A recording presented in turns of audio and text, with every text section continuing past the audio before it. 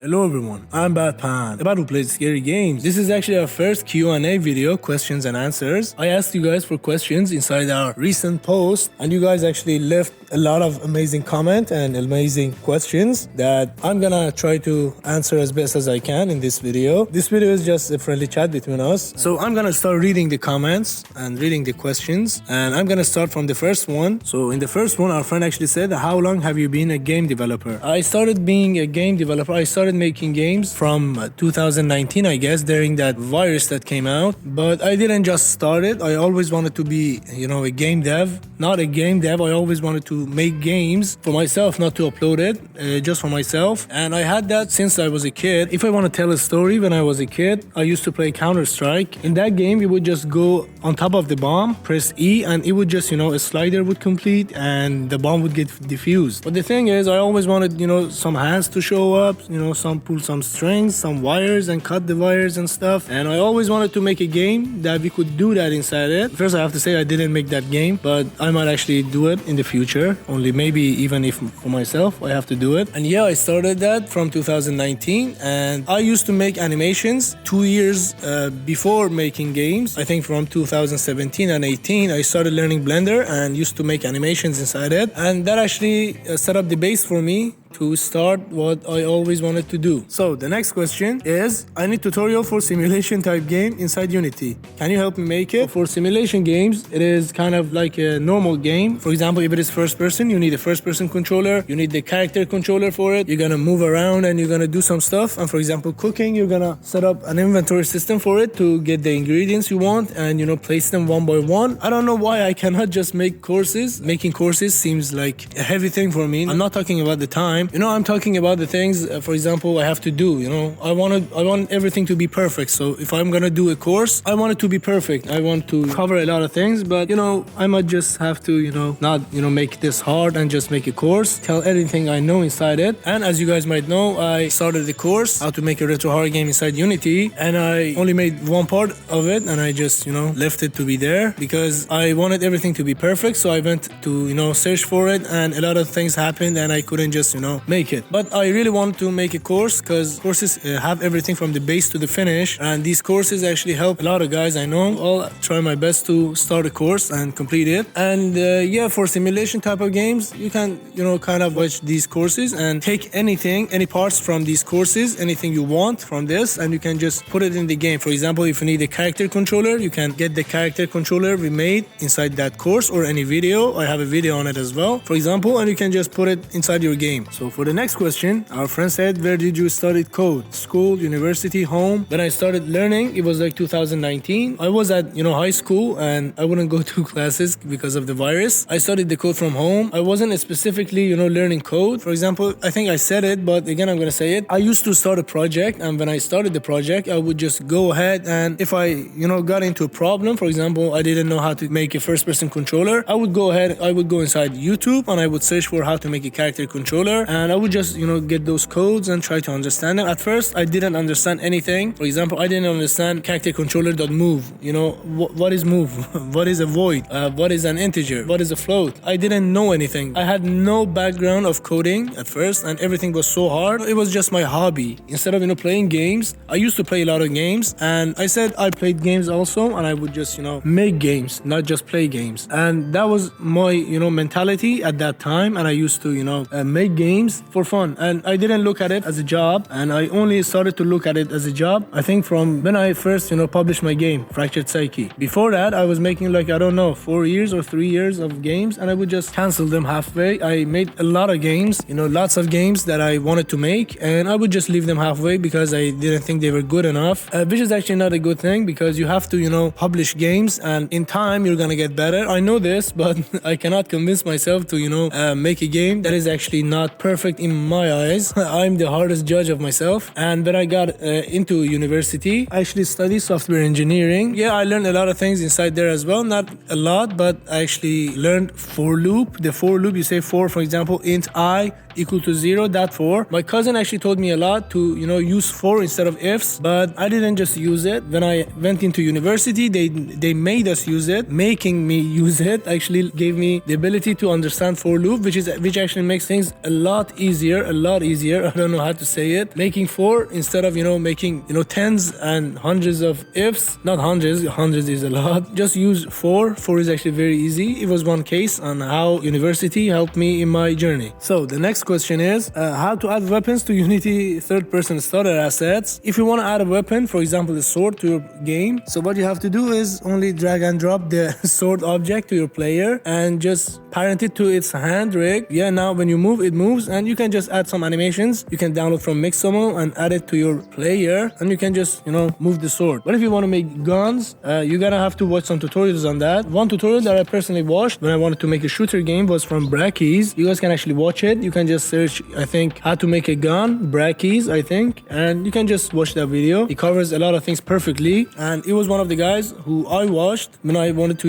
make a game. So the next question is, which is actually kind of funny, is your voice. Is that real or you make it deeper? Yeah, that is actually funny. No, I do not make my voice deeper. This is my actual voice. But yeah, I gotta tell you, my voice kind of sounds a little bit different than I'm speaking my native language, because I usually speak very fast. As you guys might have seen in my tutorials, I speak fast. And you guys suggested that I speak slower, and I try my best to speak slower. But no, I do not change my voice. The only setting I change in my voice is I cancel the noises, because I record with my phone's microphone and I just get the noises.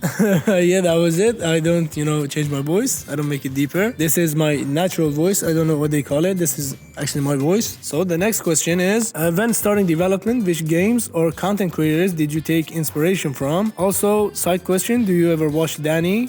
First, I have to say, yes, I watched Danny. If you mean the Danny that, bought milk, he was talking about milk a lot. If you mean that guy, yes, I watched a lot of his contents. I think he doesn't make any videos anymore, but he used to make videos, and he used to make fun videos, which I watched always, and I actually enjoyed watching. The good thing about his videos were he was making fun things and also educational things. And he just combined these two and just made some stuff. So thank you, Danny, for making such good videos. What games did I take inspiration from? So the games I took inspiration from would be any kind of horror games that you can see. At first, I have to say, I play a lot of games. I used to play more. The games that stood out for me were Resident Evil 4 or any Resident Evil from that series, Silent Hill and Outlast, The Walking Dead, the Telltale series. I love that because, as you guys might know, my native language is not English. If you could find that out by my accent or something.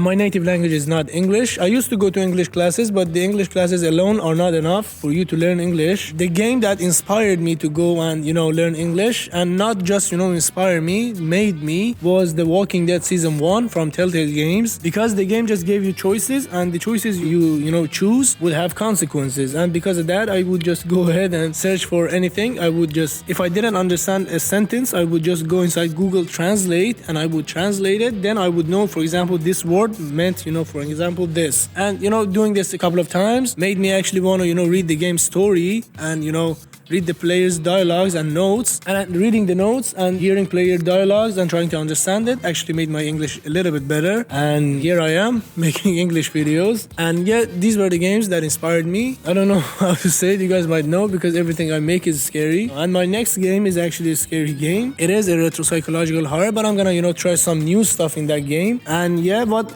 content creators did I take inspiration from? The next question. I used to watch Brackeys, as I said. I used to watch Jimmy Vegas. Code Monkey. I didn't watch a lot of Code Monkeys, but I'm actually watching his contents now. I wanted to make a first-person shooter game, so I watched this course. It was, I think, single sampling or something. I know that he actually recently made a new channel, and he's learning Godot inside it. His videos were actually fun. I remember I would just, I would always watch Unity, videos, game dev videos, when I was, sitting and, eating lunch, for example. I would just watch Unity tutorials because it was kind of my hobby for a while. These were the content creators that I used to watch, and some of them I actually watch now. And the next person said, I don't want to ask anything, I just want to say that you're awesome. I don't know what to say. You guys are always full of support, full of inspiring comments. I don't know how to thank you guys. You guys are amazing, and especially you, my friend, leaving such a nice, heartwarming comment. Thank you so much for being amazing. You are the awesome one. You guys are the awesome one. I'm actually learning alongside you guys. I always said you guys are amazing. You guys give me so much positive energy and inspiration. There are some days that I don't love myself and I think I'm not good enough, and I see that I've helped people, and that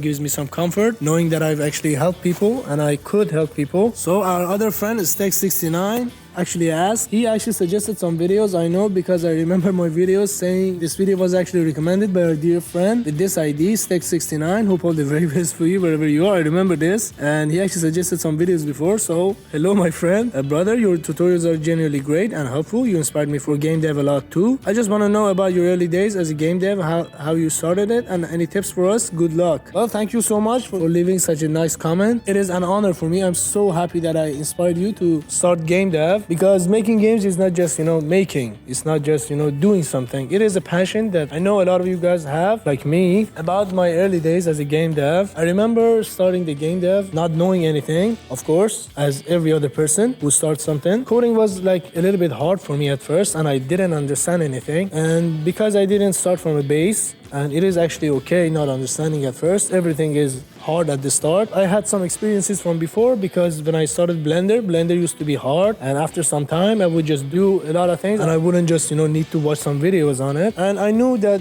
game dev would take a lot of time, but I didn't know that it would get more time than Blender, because I would say, just for example, after 6 months or more, I would be good at game dev. I don't know if you can say you're good or not, but there's always room for improvement, and I know that. I'm gonna say a personal experience that I had when I started game dev was, I used to always scold myself for not remembering the codes correctly. I remember I watched the same video, for example, twice or third or fourth times, and I wouldn't just understand it. And I would just, for example, make a character controller, watch a video on how to make a character controller. Then I would go inside Unity and try to implement it. I would get an error. I would just go back, I watch it again, and again I would go inside it, and again I got the errors. But the thing is, I always used to say, how do these guys, memorize everything? How do they memorize all these codes? How do they know what to do? Because when I open my project and I can just move the cubes around, I cannot do anything else. It used to be bothering me that I didn't know what to do. And it is actually all part of the way and part of the journey. And I think it is normal to not know what to do. But the thing is, after,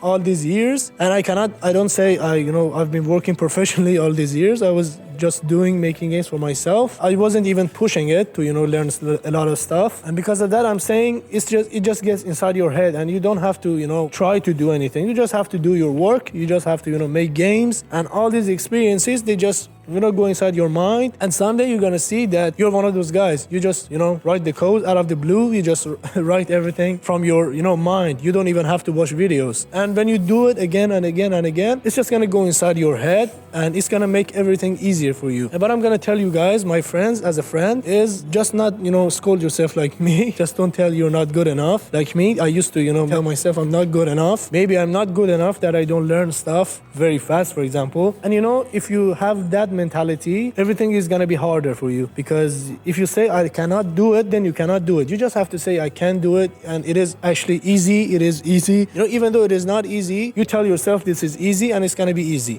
That was how I managed myself after a while, after all these years that I found this out. You just have to give yourself time, and you're gonna be better. I promise you, you're gonna be better. You're gonna be one of the best. It is all about passion. It's not about not learning stuff, because if you have passion, you can find a way. Sorry for talking too much. Let's go to the next question. So a funny story is, the person writing this comment is actually from my country. He's writing in Farsi, which is my native language, and for the sake of the video, I'm not gonna answer it in Farsi, my friend. I'm gonna translate your questions into English, and I'm gonna answer it in English. I have to thank you also, because you left a lot of inspiring comments. I remember you. The first question is, do you watch anime? Well, I personally didn't watch any animes, not because it is not my type or anything. I know there are actually pretty cool animes, because my friends actually suggested some of the best animes out there, and I always wanted to start watching anime, but I don't know, maybe I didn't have enough time, or I couldn't just make myself watch it, because when I always wanted to start something, there was a more important thing to do. For example, I was on a project. So the next question is, did you finish writing your game story?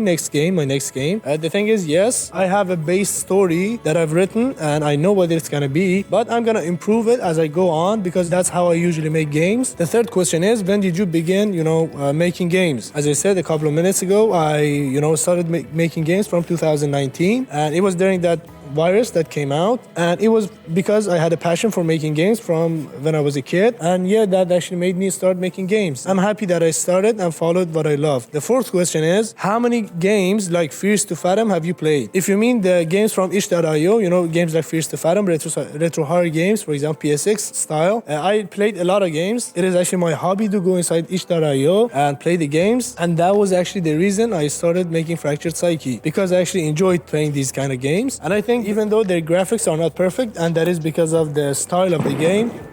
Wow, there was a bomb, I guess. Yeah, I was saying it was for the style of the game. Yeah, it is my hobby. I go inside itch.io and I download games and I play it. Question number 5, he said, in the new game you're making, the enemy, you know, the scary guy from the game, is it the mannequin that you use inside Fractured Psyche, or is it a new person? I'm not gonna open everything here, but I'm gonna say that it is actually a new person, but I'm gonna put some references from Fractured Psyche inside it. Question number 6, is your budget for making games enough? I don't have any, you know, budget for making games. It is, I go to work and I have that money. Yeah, that is the only money I get. And yeah, I'm still learning and I'm enjoying making games, so my budget kind of would be enough. Yeah, I would say my budget is enough. Question number 7, in your gaming channel, would you put gameplay of the games like Fierce to Fathom? I actually made that channel to put some FC contents. I think when I started the channel, it was FC24, I think, or FC25, I don't remember. I think it was FC25, I'm not sure, but the thing is, I actually had a plan to make FC videos, maybe some gameplay videos, but the thing is, right now, I actually don't have the time to do that, but maybe someday I would actually make gameplays also. It is actually a pretty cool idea. I would have to keep that in mind. He then said, hope all the very best for you. Thank you so much for asking these amazing questions. Hope all the very best for you too, my dear friend. And I think that is it. So in the end, I have to thank you guys for leaving such a nice comments and such nice questions, and you know, some inspiring comments inside there as well. Thank you so much. You guys are amazing. As I said, you guys are full of inspiration and love. It was actually my first Q&A. I hope you guys enjoyed this video. I hope to make more, you know, friendly chat between us, not just Q&As. If you guys have any more questions, you can drop them down below and maybe I'll make another video. If you like this video, you can give it a like. You can subscribe or share it or anything. With all that being said, thank you for watching and I'll see you in the next video.